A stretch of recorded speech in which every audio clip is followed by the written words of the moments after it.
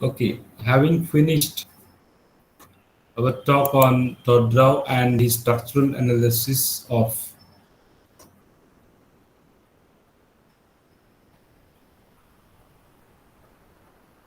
plot, now we shall go ahead with Michel Foucault. Michel Foucault was a French historian and philosopher, and he was associated with the structuralist and post-structural movements. We have been talking about two major contributors to structuralism and post-structuralism. Firstly, we talked about Todrov through his essay, The Structuralist Analysis. Now we shall be focusing on Michel Foucault, who was a historian, a French historian and philosopher, and he was also associated with structuralist and post-structuralist movement. Foucault has had strong influence not only uh, in philosophy. Primarily, he was a philosopher, but also in humanities as well and social sciences. So he was basically a philosopher, but he had a strong influence in the disciplines like humanities and social science. Foucault was born in a French city named Poitiers on October 15, 1926. As a student, he was very brilliant, but psychologically, he was tormented. Means by mental problems were there, not directly what you call related to mind, but psychological, emotional issues were there in his life. Al- Although he was a very brilliant student, but certain psychological issues were there. He became academically established during the 1960s, before his election in 1969 to the ultra prestigious Collège de France, a very popular academic uh, in France, where he was the professor till his death. Up to 1984, he was there. From the 1970s on, Foucault was very active politically as well. He was the founder of the group De-Information sur les Prisons. This is the French title, and often protested on behalf of marginalized groups. He frequently lectured outside France, particularly in the USA. And in 1983, he had agreed to teach annually at the University of California at Berkeley. He actually died of AIDS. He was an early victim of AIDS. He died in Paris on 25th June 1984. So, apart from the works published during his lifetime, his lecture at the Collège de France was published posthumously, means after his death. All his lectures were published, just like Ferdinand de Saussure's lectures in the form of course in general linguistics. And this lecture series contain important elucidations and extensions of his ideas. Important means illustrations of his ideas are presented in this book. Okay, the lectures were published in the form of book after his death.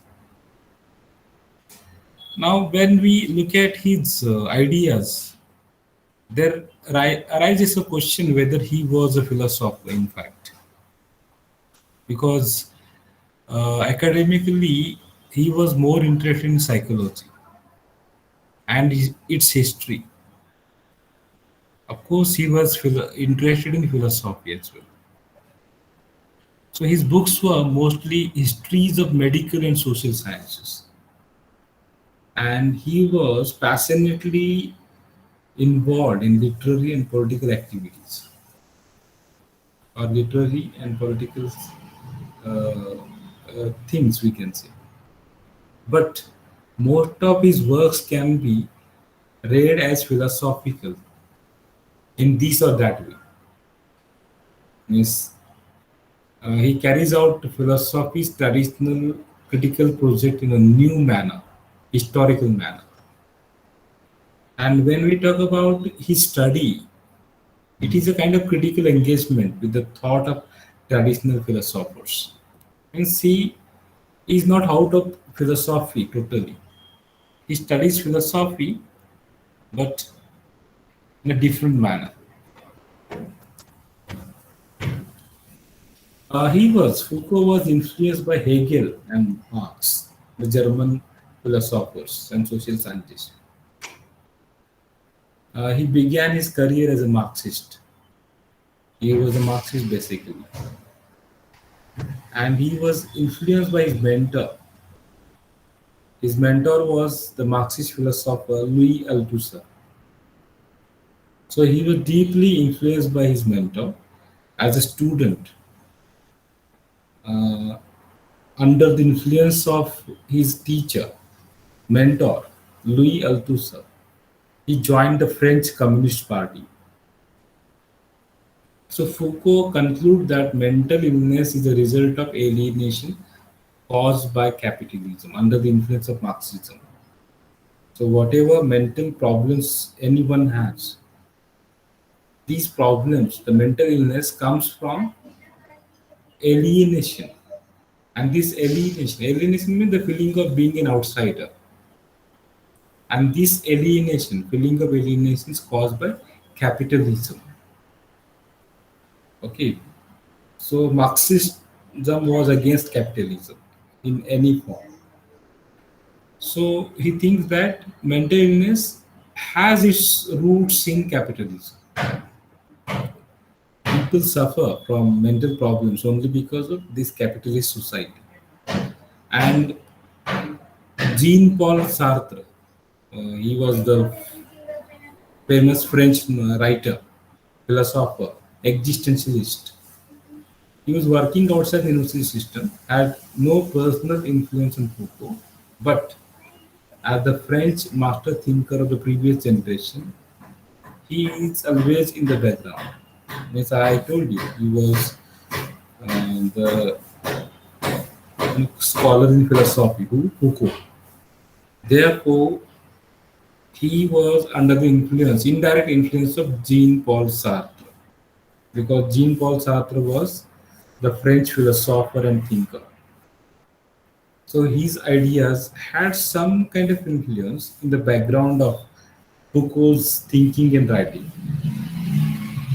When we talk about his best known works, they include Discipline and Punish and the multi-volume, but which is incomplete, The History of Sexuality.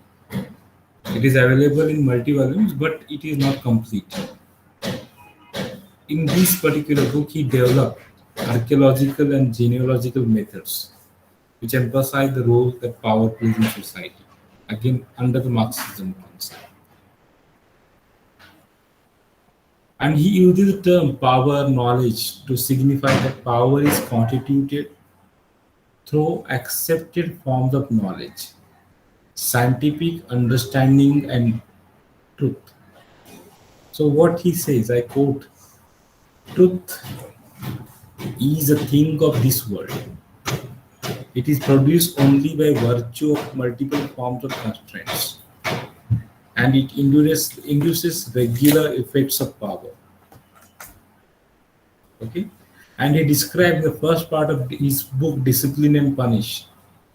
Sovereign power is that form expressed in recognizable ways through particular and identifiable individuals.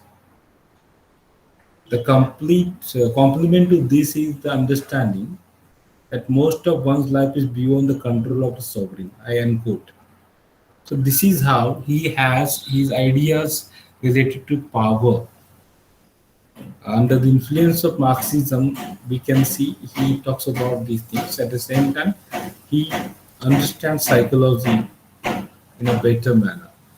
So in his book, In Discipline and Punish, he argued that modern society is a disciplinary society, which means that power in our time is largely exercised through disciplinary means in a variety of institutions. Means in terms of prisons, schools, hospitals, militaries, discipline is maintained, but he calls it, as a power exercising institutions. As prisons are the institutions wherein power is exercised in the form of discipline. So, there is a critique on Foucault which aims at identifying and exposing the unrecognized forms of power in people's lives. Okay, Miss Foucault talks about the unrecognized forms of power, and he tried to expose and move beyond the forms in which we are trapped. So this is how we understand Foucault and his philosophy. We shall be studying one essay by Foucault. That is what is an author in the next lecture. We shall stop for now.